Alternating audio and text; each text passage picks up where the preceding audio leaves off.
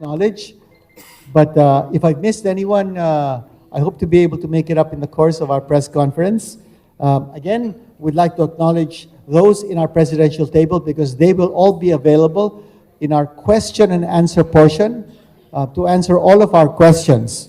And at this stage, may we ask the chairman of the PBA Board of Governors, Mr. Ricky Vargas, for his report on the PBA this past season. Mr. Vargas. Salamat. Before we go to season 48, allow me to honor the board of directors for all their achievements in season 47, which was year 2022 and 2023. Morning po, Gab, Chairman Clarin. As you know, we have season 22 and 23 was all about supporting Gilas, right? And we're proud to say that we gave full support to Gilas, which highlighted by the fact that the PBA, through its Board of Governors, approved a one conference delay. So we scratched one conference in our season. And we also delayed the opening for the 48th season because of the Asian Games. We also saw a foreign team coming to join us, the Bay Area Dragons from Hong Kong, that joined the Commissioner's Cup. The competition was tough, and in that process, the game between Ginebra, the seventh game between Ginebra and Bay Area Dragons, broke all records. The record set by Ginebra and Meralco was broken, and we achieved 54,589 in the Philippine Arena. Yung tingin ko, yung Gilas nung naglaro doon, wala, mga 60% lang nung 54. Huwag niyo sulat yun. We also this is where can you see this? We also successfully introduced the launch of PBA Esports, no, as headed by our Vice Chairman Bobby Rosales. Who would thought that esports will be in the PBA, no? And we continue to forge better relationships and working relations with them, no? So isa pa, yung PBA, in spite of all of that, its revenue growth is nearing the pre-pandemic revenues. It just goes to show that the PBA is slowly, surely getting back on track, in spite of the fact that we had to cancel one conference and we had to delay the opening of the rest. To be able to cancel one conference, we needed the support of many of our advertisers. Hindi naman pwedeng i-cancel yun kung hindi pumayag advertisers, and also the support of TV5 because we have a contract with them. So I'd like to thank TV5 for that, for allowing us to partner with us in that cancellation for the Philippines. The PBA board decided on two things. One, it passed a more lenient policy that made it easier for players to return to the PBA after their stints overseas. And also, it relaxed the draft rules. If you notice yung huling draft rule natin, hanggang 8 rounds tayo. And it was amazing how many applied for the draft, no? So over 160 ba? About 140. First time, so we broke that record. So PBA is opening up, PBA is going with the times, and our Board of Governance realizes that. So the PBA was able to get that many applicants for the draft. Pumunta kaming Paris, hindi lang naman kami kumain doon at nagpasaya, pero kasama na rin yon. And most of the time we worked in Paris, and it was there that we developed a strategic plan. And we go back to what we were saying long time ago, but strengthened by the commitment of the board to see it through. One is, as Vice always says, now is the time for us to grow the PBA membership, no, to more teams. And that's our plan, and that's part of our long-term plan. Second, as you know, our commissioner has been going on speaking engagements and visits all over the world in English. So to strengthen our relationship with the Asian leagues. And I tell you, he has gained so much ground in developing relationship with the Japanese league and the Korean league. No? Yung China, nandun na sana tayo pero nasira. Kasi nanalo tayo Sayang, malapit na sana. Anyway, we'll bridge the gap. And we also went ahead with reaching out to other areas outside of Metro Manila, di ba? For the first time, we had the pre-season games. We were all over the pre-season on tour, no? So that was PBA on tour. So we were able to visit many countries and many cities. And we're also doing an exhibition game in Bacolod, where they will be celebrating a fiesta. No? So that's Mascara, and we'll be there. So we continue to reach out with the PBA. The year ended by us taking the challenge of building a hastily formed team of the PBA, and we came home with the gold. Thank you. Ngayon, ang PBA is now the gold standard of basketball in the Philippines. That's what I think. But more importantly, we are the best in Asia for the next 4 years. Thank you. Thank you. Thank you very much, Chairman. And now we'd like to open the floor now for questions. Questions, please come up to the microphone and state your affiliation and also mention whom you'd like to address your question to. Try namin. Kasi ang tagal na di ba? Pandemic and all that, and all the changes in schedule. As we always say, let's bring back the PBA to normal.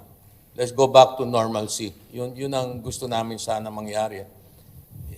Back to three conference, back to the being able to reinvigorate the PBA and get to where we are pre-pandemic.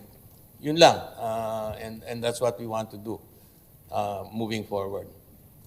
And also, Chairman, also si Com pwede pong sumagot. Yung schedule po ng season is parang you reverted back almost prime time na yung schedule nyo, then weekends mas maaga.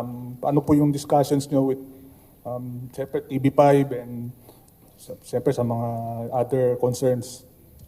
Oh, yung bago binabalikan lang natin yung bago tayo nag-pandemic and after the pandemic. So bumabalik lang tayo dun sa schedule na yon.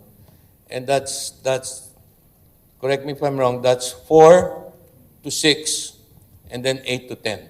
No? So that's 4 to 6 and 8 to 10. So we're just going back to our previous schedule. And hopefully we will be able to entice more people to come and watch us with that kind of schedule. Kasi during the pandemic, nag-umpisa ata kami 3 o'clock 3 to 5. Katas naging 7:30 ba? 7 to 9. So all we're trying to do is go back to the previous schedule. And in between that is news from 6:30 to 8. And lastly lang, na-mention na po kanina, regarding sa rules, syempre yung challenge, expected yun. But yung mention about the timeout, paano po yung discussion doon? Sa challenge? Yung timeout. Timeout sa players? nagkaroon ng competition committee na pagkasunduan, wala ng timeouts ang mga players. Ang challenge, one challenge, pag naging successful ka, another challenge, wala nang kung hindi ka naging successful, tatanggalin sa'yo yung timeout, wala nang ganun. So pwede ka mag-challenge, isa lang. Pag successful, dalawa. Pero walang tatanggalin na timeout.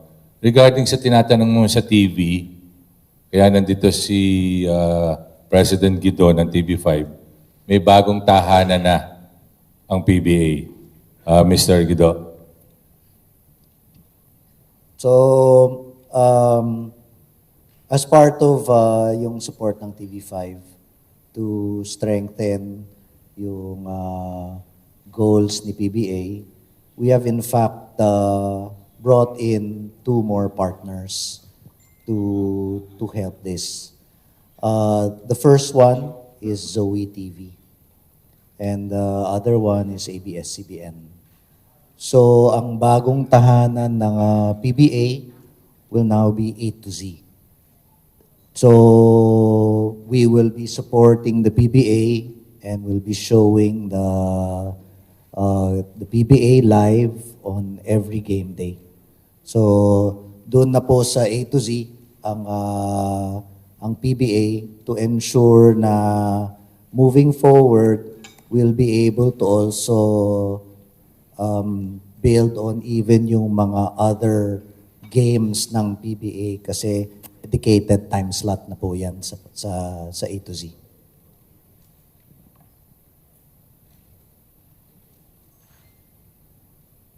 Question? Please raise your hand. Here's a question. Good afternoon. Jerry Ramos po, sir. Sir Guido, ano lang po, what's the reason behind yung paglipat ng TV partners ng PBA? Yeah. So, the primary reason kasi is we believe the PBA really needs a dedicated home. And we saw the possibilities with Zoe. Coming from yung strategy meeting that Sir Ricky talked about to continue to build the PBA, if we have a dedicated home for the PBA, then we'll be able to feature more of the games in the future. So pati na po yung 3x3 tsaka esports where we'll be coordinating with Zoe and ABS-CBN for that. The other reason is because as we bring in more partners, then we strengthen yung capability to promote the PBA kasi mas marami na kami in promoting the PBA. At the same time, of course, I have to also acknowledge na ang TV5, ang focus ng TV5, if you notice ever since earlier this year, ay ifo-focus na po namin sa entertainment and news. So meron na po tayong solid na entertainment and news channel, meron na po kaming sports channel. So it's a good balance for both. Follow up, sir. Sir, yung bali sa One Sports, mawawala na rin yung PBA, hindi na ba i-air? Sa One Sports, hindi na po i-air yung game? Catch up, Jerry. Catch up na lang. Oo. So ang live nasa A to Z. Pero may catch up. Kasi ang One Sports, ang dami ibang properties yan eh. Meron, that they need to also air na live. Pero sa PBA Rush, tuloy pa rin po. Oo. So, ang PBA po is also available kung may pay TV kayo sa PBA Rush. Yan, buong channel dedicated to the PBA. Diba? Tapos, kung if you're mobile or you don't have access to a TV, meron pong Pilipinas Live. That's the app of Signal where you'll see all of the different leagues there. Yan talaga maganda kasi live na nga, tapos multi-camera yung views na pwede mong piliin. Have you tried it, Jer?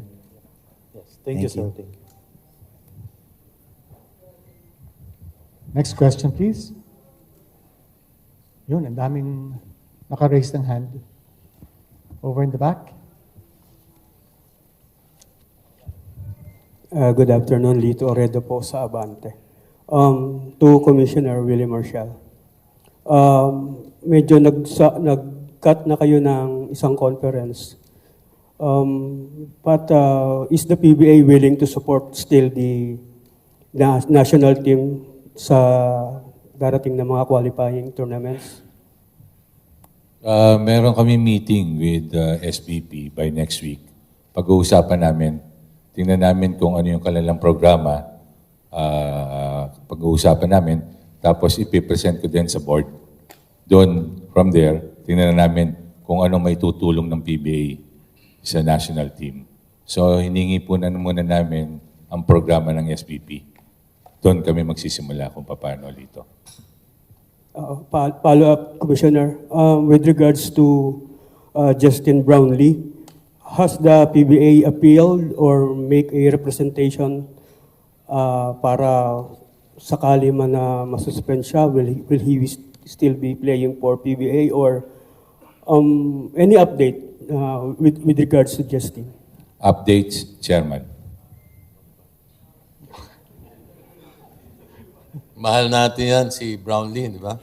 National hero, kung pwede lang. So, anyway, we have not heard of any sanctions yet for Brownlee. So we'll await those sanctions. If there's an official violation, then that's the time for us to actually respond. No? So as of now, it's only Brownlee that has been informed about the situation. So nandun tayo. There's really nothing much I can say. Wala pa kaming violation formally na natatanggap.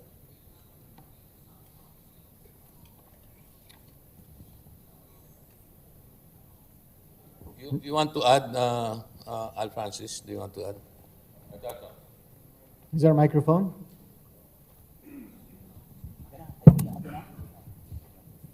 Good afternoon. Yung kay Brownlee kasi sinasabi nila kung i-contest, no? Para maintindihan nyo lang, yung pag-contest nyo, kasi dalawang lalagyan nyo, no? Cancer A and B. Pag i-contest mo, they're gonna try to open yung B. Para maintindihan lang ng lahat, sinasabi namin siguro, wag na lang. Urine before, ilalagay yun sa dalawang canister nung nasa China, and then if they open the other one, tapos yung pangalawa, pag in-open nila, yun pa rin yun. So siguro, we're just gonna wait kung anong sasabihin nila sa kanilang SBP. As of now, wait and see kami kung anong gagawin kay Brownlee. Meron lang ako gusto idagdag. Nakalimutan ko kasi sabihin kanina, di ba? So I just have to say this. Kung ang Hinebra merong never say die, di ba? Na pinag-umpisahan ni Robert Jaworski ba yun? Nung Asian Games, meron din kaming ang tawag doon, laban hanggang dulo, walang susuko. Ayun si Al Francis. Kaya nakuha namin yung gold. So if you remember never say die, you also remember laban hanggang dulo, walang susuko. That is Al Francis. So that's Al. Thank you. Thank you, Chairman. Questions? Sorry, wala akong masabi. This question is directed to Commissioner Willie Marshall. Para sa iyo. Anak mo, Rap. Commissioner, I notice only 4 provincial games are scheduled in the elimination. Why not increase the number of provincial games to make or to give avid PBA fans in those areas the opportunity or the chance to watch PBA games and watch their favorite PBA players? Salamat, Clyde, sa tanong mo. Lagi kaming, every conference kami, laging 4 lang. So susunod, another 4. Hindi namin kasi mabibigla kasi ilang linggo lang naman yun, magpa-playoffs kami. Ang nakapila sa atin, 21 out-of-town games. So bibigyan ko muna 4 hanggang 5 lang ang mabibigay ko per conference. Pero pagbibigyan natin lahat yan, Clyde. isasama kita. Thank you, Commissioner. Para kay Atty. Mamerto Mondragon. Sorry para sa ito. You know? Sorry, mag-classmate sila eh. Sandali. Attorney, good afternoon. Rain or Shine is the only team that won a PBA crown outside the franchise of MVP and Mr. Ramon S. Ang. So, looking ahead, how do you foresee the future of Rain or Shine in the forthcoming Commissioners' Cup? Well, we'll try our best. We'll try our best. The chances of Rain or Shine in the forthcoming Commissioners' Cup. Commissioners ba yun? Yes, yes. We will be a serious contender in all the games that we'll be playing. That is one thing for sure. Wala, talagang malalakas lahat ang team. Pero nandiyan kami, we will be there, fighting. Commissioner, the ultimate goal of Rain or Shine... Ako tinatanong mo, Clyde? You know, Commissioner, Si Commissioner. Okay. One question. You know, Attorney, speaking of individual skills, man for man, how strong and competitive the Elasto Painters strong enough to survive all tremendous pressures, tangible and intangible, and at the end of the day, emerge victorious? we're very confident that we will be serious contenders in all the games that we're going to play. We have new players, young players, and we hope that they could, improve they can, gel immediately, work hard, and learn the characteristics of a good team to win our games, all our games. Attorney, in addition to my question, is Rain or Shine strong enough to consider as title strong contender? Yes, of course. All the teams are strong contenders. And possibly avert the title confrontation of team of MVP in RSA? Well, we are ready to face them. We are. Thank you so much, Attorney. All the best and good luck. Have a brighter days ahead. And just to convince you even more, James, let me mention that with Rain or Shine is a 4-season NBA veteran, Dejuan Summers, who played for the Detroit Pistons, the New Orleans Pelicans, and the Los Angeles Clippers. They also have a gem in the draft, probably one of the best three-point shooters I have seen in a long, long time, Sherwin Concepcion. You watch out for this guy. This fellow can really light it up. And then they have Keith Bato. They have also someone who fits in the mold of a Yengiao system, Dave Marcelo. So he came in from TNT. So I would concur with what Attorney Mondragon said. This is going to be a fighting team. And I also, yes. Sorry, Attorney. Juan. If I may add lang, no? You could just see, have you noticed any blockbuster trade questionable minsan na sinasabi nyo? No, all the teams have actually strengthened its lineup. Whether from the drafts, from the free agency. You know, so the attribution of this and those teams, independent or what have you, I think, you know, we have to veer away from that na. Kasi you look at the teams, they've all strengthened. Kahit pa sabihin mong magkakilalang teams yan, naglalaban-laban yan, minsan nga nagte-technical, may thrown out pa eh. You know, but it's in the context of winning eh. Like I share Attorney Mertz, we will be there fighting regardless. Kahit sinong team dyan, we'll always be fighting. No? So hopefully each team, each protagonist or what, will bring out the best in the other team. You know, so that's what competition is all about.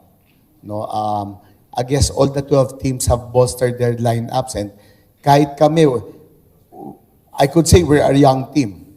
We'll give, self-serving as it may seem, we'll give the other teams a run for their money kasi kami, tatakbo lang kami talaga dahil puro bata yung mga players namin. But all the teams here are competitive.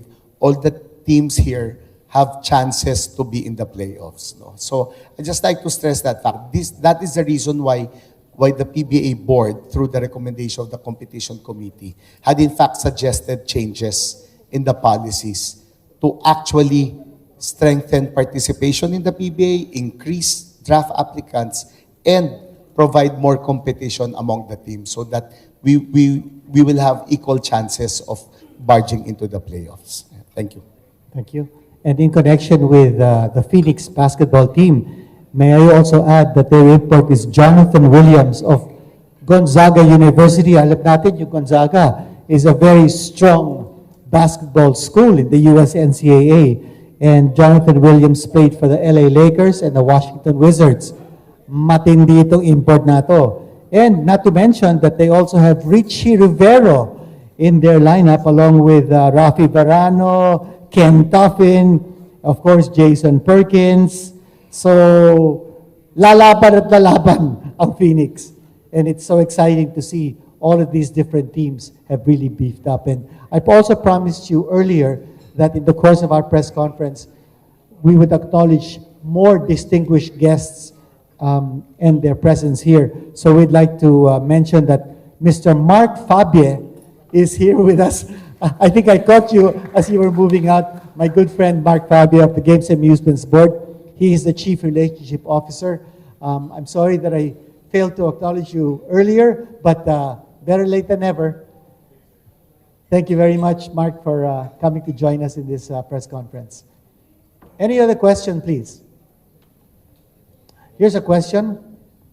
Kay Commissioner, balik ko lang doon sa bagong schedule ng games. Humaba yung LAL. Paano natin i-entertain yung nasa venue, yung mga fans na nasa venue? Yan, nag-meeting nga kami kahapon with TV5. Lalagyan namin kasi may kausap din akong 3x3 mga babae naman na matagal na natin pinangako na nung simula pa mag-commissioner, sabi ko magpapalaro ako ng babaeng 3x3. So, isa yon, may mga entertainers na ilalagay si TV5, tapos madami kami mga involvement ng mga fans with the players nandun. So, pinag-aralan na namin. So, tingnan namin kung paano pa namin ma-enhance o paano pa namin mapapaganda yung isang oras at kalahati ng LAL from first to second game. Governor Mondragon has talked about his team, si Governor Sarilla on his thoughts on the coming season. Pwedeng itanong na rin sa ibang governors kung ano nakikita nila doon sa parating na season at doon sa kalibre ng teams nila. Sisimulan ko muna si Vice. Well, as far as Terra Firma is concerned, we are excited this coming season. We have a new bunch of players. As you remember, we had 4 draft picks, 2 in the first round and 2 in the second round. So we're again building up the team, and it will be a fighting team. No, definitely that's what we can assure you. So to all the other teams, no, galit-galit muna tayo. Nakita nyo pero galit-galit muna tayong lahat.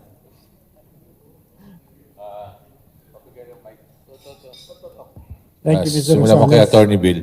By the way, their import is from Belgium, a European veteran who knows the European game very, very well. Yes, I think we echo the statements earlier made, no, in terms of the competitiveness of all the teams for this conference. Together with other 4 of our players, medyo may konting injury pa, and hopefully sana magsabay sila pag-report nung from Gilas and the other 4. So right now, nagpa-practice sa amin 8, kaya 4 on 4 lang muna kami. But hopefully pag nabuo ito, baka pwede na. Well, Blackwater, we have a new coach, Coach Jeffrey Carriazo. He is bringing a new type of culture into the team, which we try to embrace. And the new culture, I don't think will happen overnight. It's a process. So it's doing well, and our import is from the recent World Cup, Christian Ortiz. He is also doing well, although he does not play 5, he plays 3 or 4, but he's doing well. Accustomed na siya sa Philippine weather. And our lone pickup that has signed up we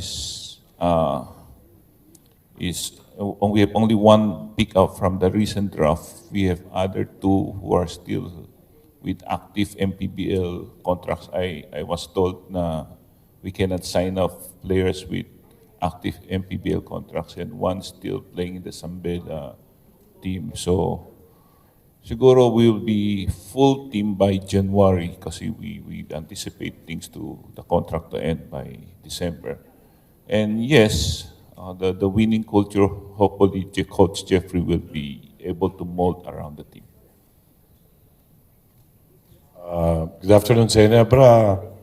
I didn't see the team yet kasi we don't have a coach, we don't have players, we don't have import. Wala pa ako nakikita. So siguro we're gonna start the whole practice on I think October 24 or 25. And then from there, makikita natin kung okay yung team namin. But in Ebra, we're always there, fighting. Hopefully, sa draft pick, wala kami masyado nakuha. But we got additional, si Maverick.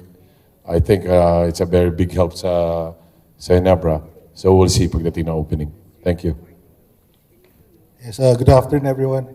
For Northport, Batang Pier, we're very excited. No? We have a young core this year. We have a good set of rookies that we were able to sign. Our imports also an energy guy who arrived the other day, and hopefully we can generate more wins this year and target the semis. Thank you. Talk and text. Ako naman.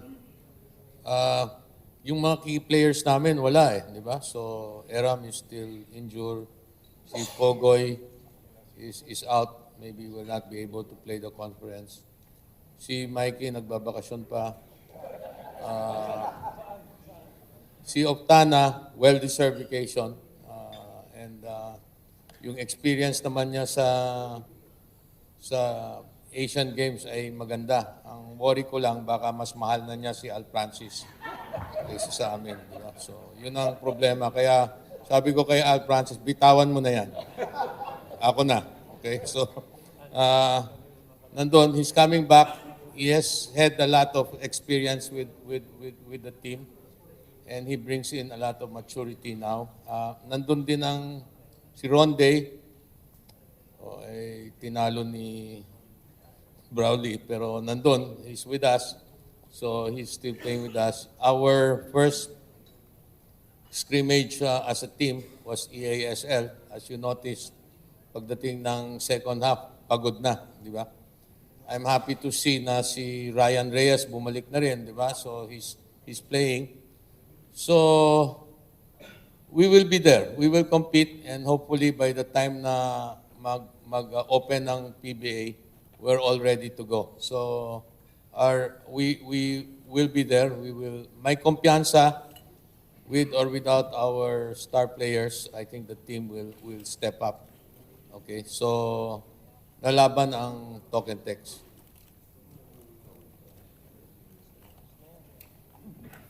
I think we've done the round, the complete round. Any other questions? May isang question, no?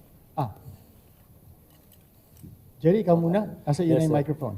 Kay Commissioner ano lang clarification, if ever may sanction nga ang FIBA to Justin Brownlee, i-adapt din ba ng PBA yun during the season?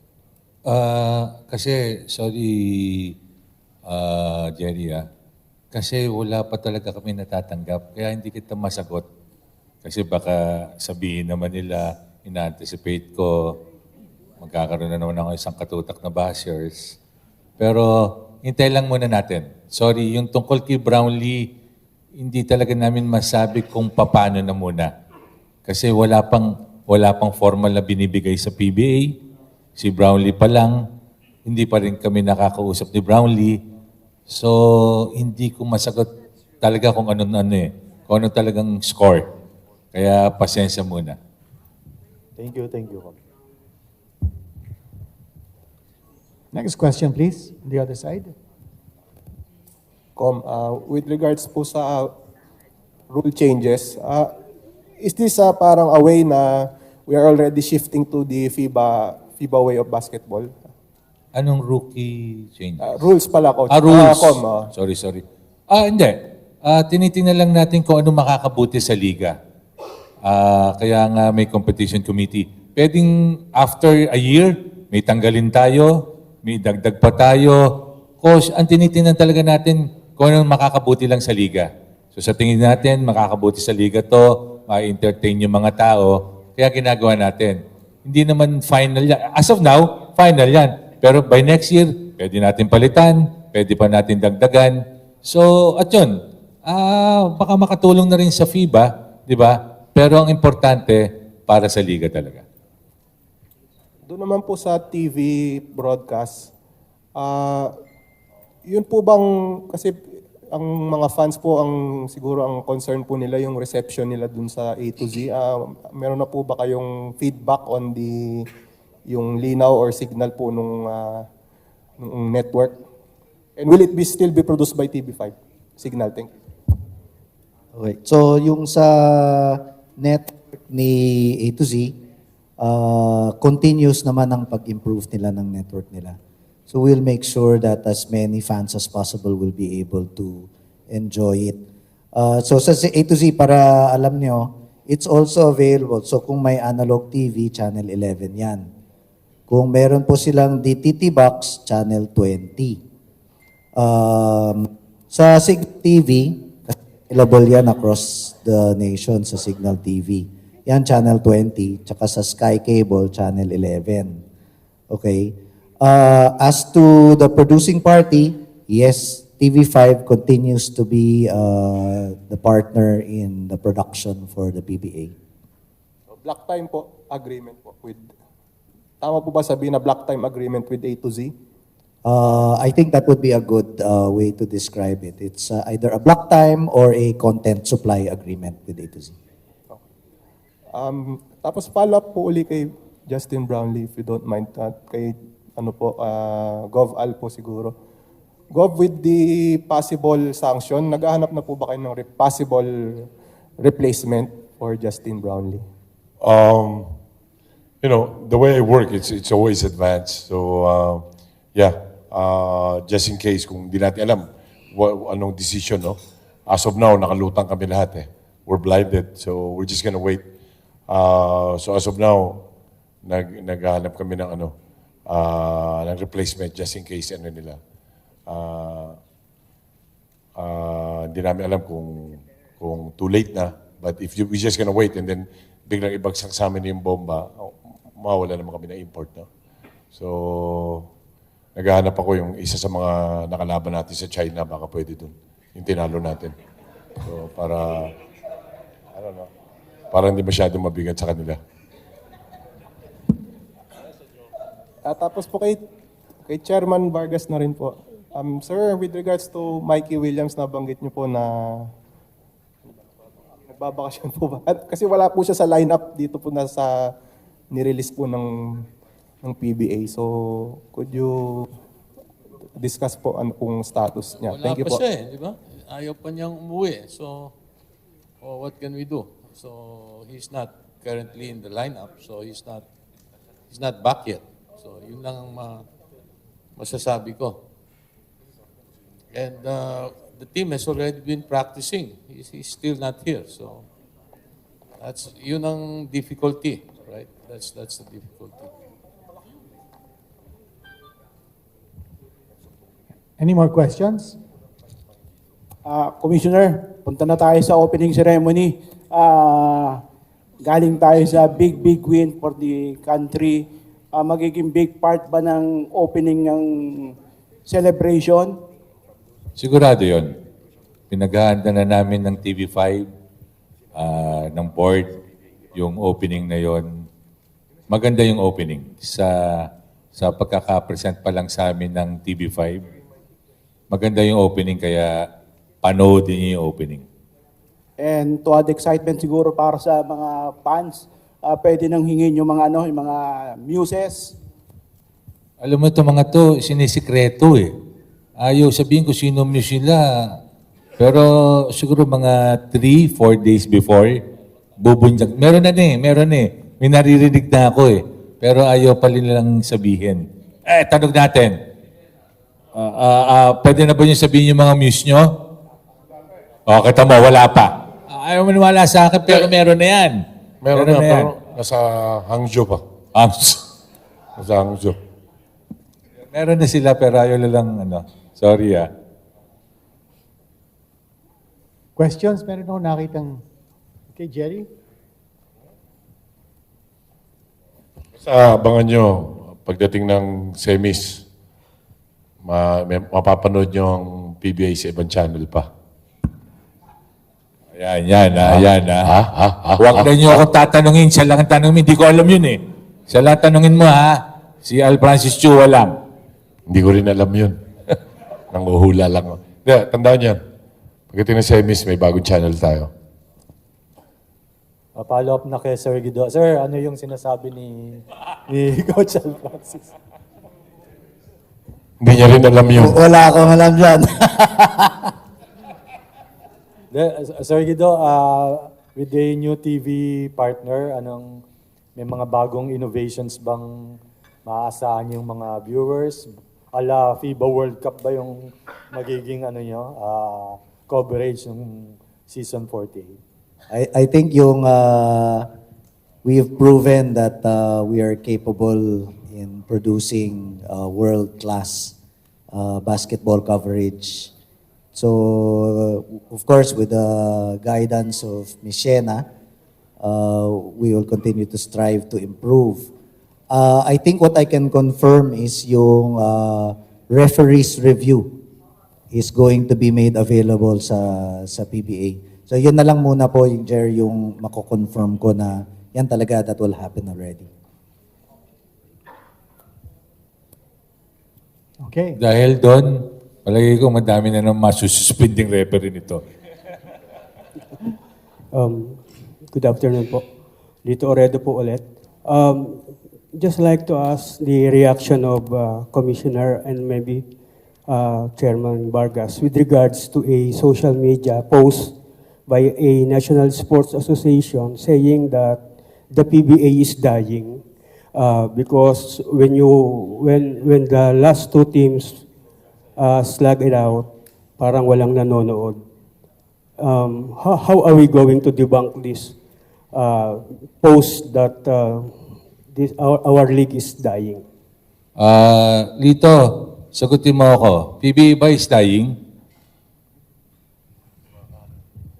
Kaya ako nandito, Chairman, dahil sumusuporta sa inyo. Mabuhay ka. I love you.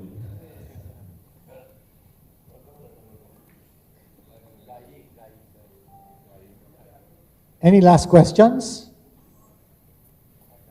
Kung wala, may we ask our Commissioner for his closing remarks.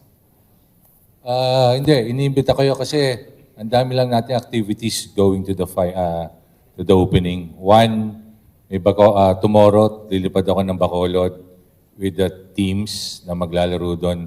So Thursday, palagay ko nandun si Chairman Clarin. Hanggang Friday kami doon. Sunday, may fun run tayo sa Bridgetown.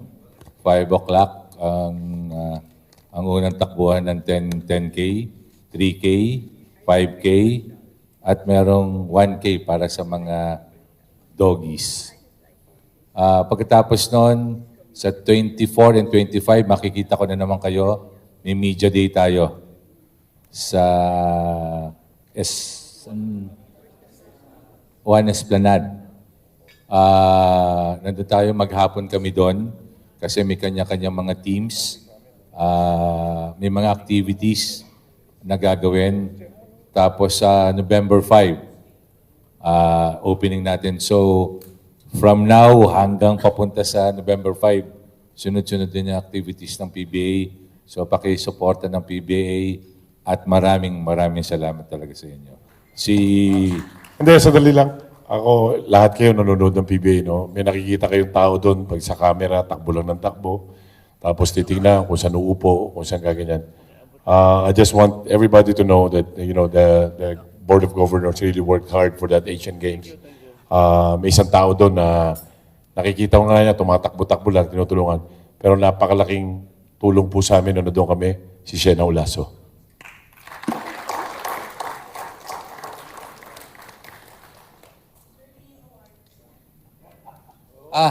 Alam naman yun eh, tuwing opening may Leo Awards.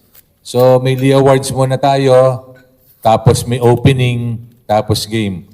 4 o'clock, magsisimula na tayo. Leo Awards, 5 o'clock, magsisimula ang opening, 6 o'clock, magsisimula ang games. So, ganun. Pero abangan nyo talaga ang ganda ng opening natin. Sabi ni Shena, ha? Sabi ni Shena, napakaganda raw. Plano niyang tayuan ng statue si Brownlee. Hindi ako nagbibiro. Talaga. May pinaplano siyang ganun, tatayuan niya. Pati siya meron, tabi sila. Maraming salamat.